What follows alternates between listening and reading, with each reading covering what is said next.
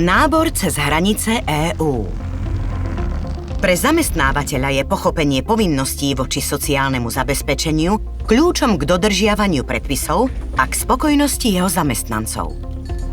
Pracovník môže byť poistený v rámci sociálneho zabezpečenia len v jednej krajine. Ako zamestnávateľ ste zodpovední za registráciu a platenie príspevkov sociálneho zabezpečenia v krajine EÚ, kde váš zamestnanec fyzicky pracuje. Existujú výnimky.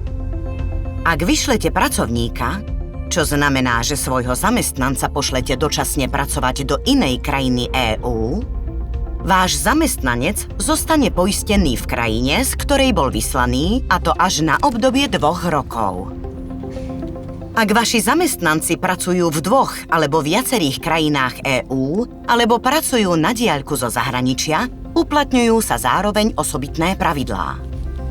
Dôležité sú faktory ako miesto pobytu a podiel odpracovaného času v každej krajine. V každom z týchto prípadov požiadajte sociálnu poisťovňu o vydanie formulára PDA-1. Môžete sa obrátiť na príslušné národné inštitúcie sociálneho zabezpečenia a požiadať o individuálne poradenstvo. Pokiaľ dodržiavate pravidlá, zabezpečujete tým, že vaša firma dodržiava predpisy a práva vašich zamestnancov v oblasti sociálneho zabezpečenia sú chránené v celej EÚ.